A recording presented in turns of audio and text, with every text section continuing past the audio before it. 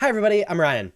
I wanted to talk about some nuances involving the Evoke Elementals. Now the Evoke Elementals, grief, fury, solitude, endurance, and subtlety. Especially deck building around them, maybe some rules around them, or some cards that synergize really well with them. Some of them you may be familiar with, and some of them you may not be. And I think making a video on this to kind of bring it all together is important, especially if you're unfamiliar with the play of Evoke Elementals. Now, first off, if you're making a deck with an Evoke Elemental in it, make sure you have at least 12. You really want closer to 14 on-color cards that you can evoke with that Evoke Elemental in your deck.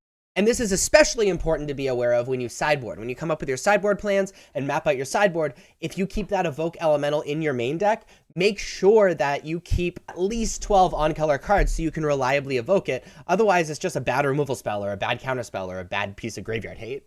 Secondly, and if you've played any Modern at all, this combo, Undying effects are ridiculous with Evoke Elementals. Now, Undying effects have cards like Not Dead After All, Undying Evil, or Feign Death. Evoke makes them sacrifice the creature, but if they come back from the graveyard after their sacrifice with these Undying effects, then not only do they come back with a +1/+1 counter on it, or the Wicked enchantment or whatever, but they also get another one of those Enter the Battlefield abilities, which at least for Solitude, Fury, and Grief is just insane. Being able to do multiple removals or multiple Thoughtseize effects or whatever.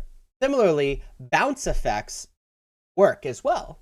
So cards like Ephemerate or Restoration Angel, if people still play that card, maybe an EDH, where you can evoke one of these creatures, the evoke trigger and the Enter the Battlefield trigger are on the stack. You can let the Enter the Battlefield trigger happen if you want, leave the evoke trigger on the stack, and then in response to the evoke trigger, bounce it. It enters exile and comes back. And now, since it left the battlefield and came back, it is treated like a different creature. So when that original evoke trigger resolves, it doesn't sacrifice this creature because it's treated as something totally different. And you get another Enter the Battlefield effect. Now, this is a little bit worse than the Undying effects in the sense that it doesn't have the +1/+1 counter on it. It's a little bit better than the Undying effects because it doesn't die to graveyard hate, and Ephemerate happens again on the next upkeep, which is pretty dope. These evoke effects are also really good alongside instant speed sacrifice effects. So if you're playing an aristocraty deck, you can go to evoke on the stack, sacrifice the creature and get value out of it.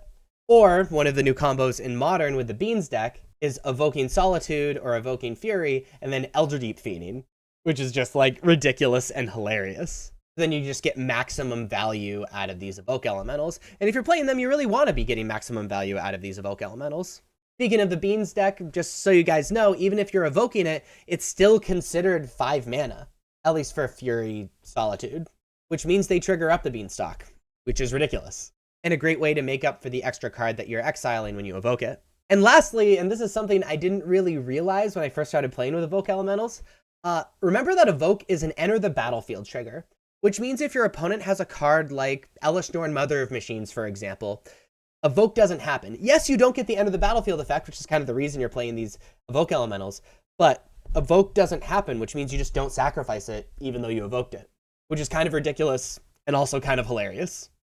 But those are some nuances and cool things regarding Evoke Elementals. If you like videos like this and want to see more, please be sure to like and subscribe. Check me out on social media. Links are above me and in the description, especially joining the communities on Twitter and Discord, and checking out the Patreon where you have written out sideboard guides and other cool Magic content. Thank you all so much for watching. I'll see you next time. Bye-bye.